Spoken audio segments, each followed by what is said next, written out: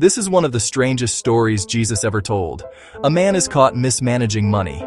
He's about to lose everything, and instead of panicking, he makes a bold, risky move. And then, shockingly, Jesus calls him wise. Not honest, not perfect, wise. Let's talk about why.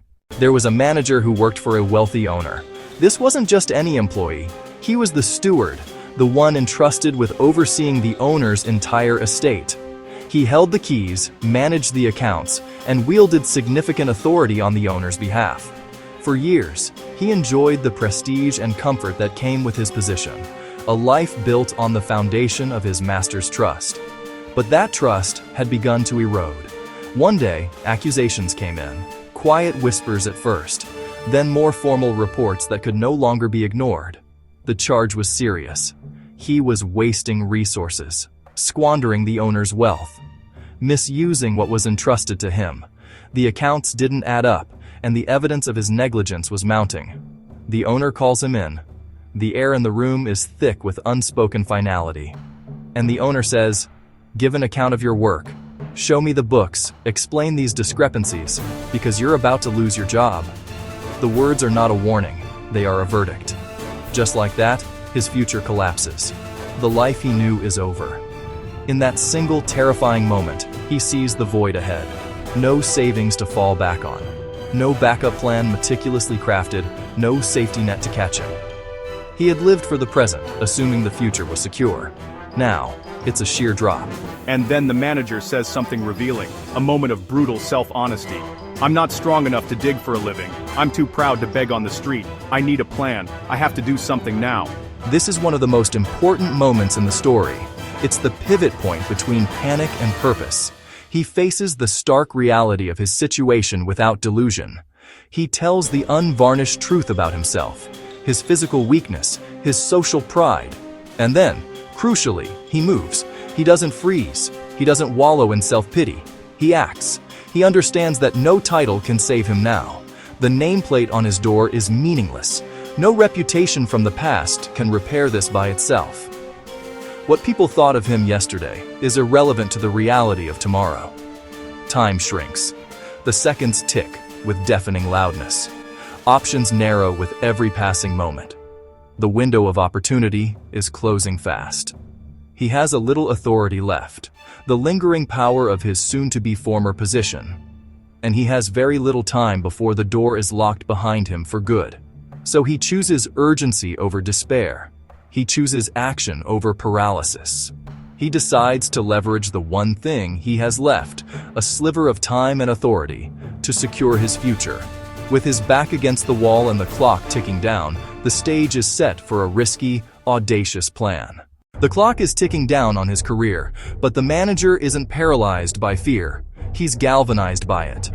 Before he's officially fired, before his authority is stripped away, he summons his master's debtors, one by one, into the quiet of his office. This is not an act of desperation.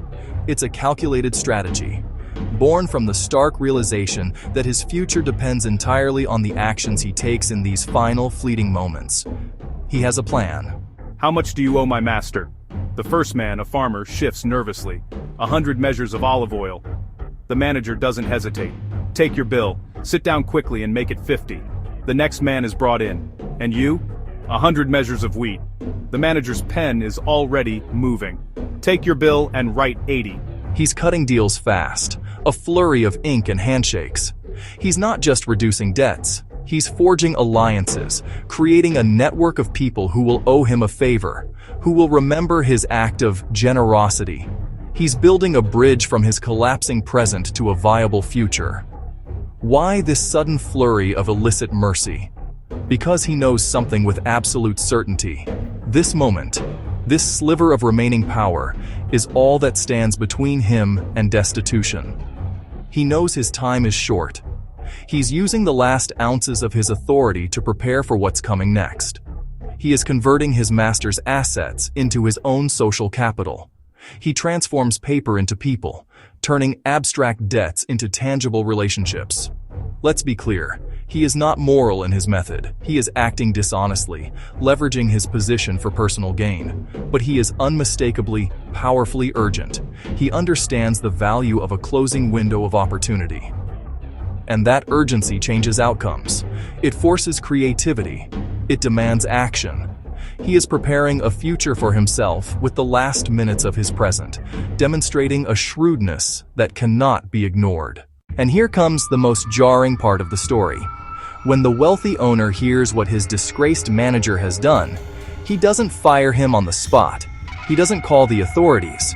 Instead, the story says he commended the dishonest manager. But it's crucial to understand what he was praising. It wasn't the deceit, it was the shrewdness. The owner, a man of the world himself, recognized a brilliant, albeit unethical, survival plan. He praised the manager's wisdom in securing his future. Because the manager, facing an imminent crisis, understood the fierce urgency of now. He knew his window of opportunity was closing, and he used the resources he had in the time he had left to make friends for his future.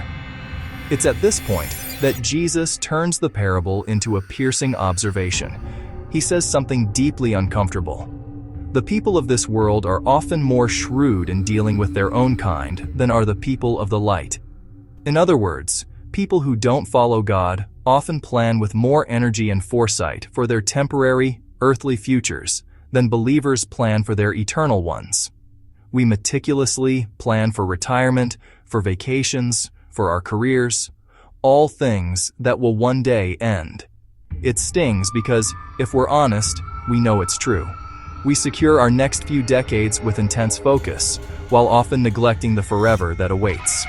The praise in the story is not for a lack of integrity, but for an abundance of foresight. It's a commendation for recognizing a deadline and acting decisively.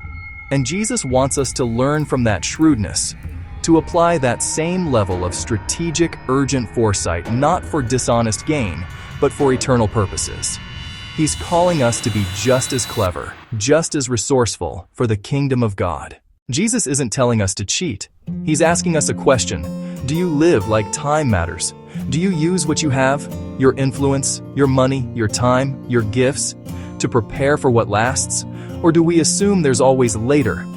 The steward knew the window was closing, so he acted with intention. Jesus says, learn from that. Life is short. What we have is entrusted, not owned. Urgency doesn't mean panic, it means purpose. Wisdom is using today to prepare for eternity. You are a steward, not an owner, and one day we'll all give an account. The question isn't, were you perfect? The question is, were you wise with what you were given? If this challenged you, save it. Act now, with purpose that lasts.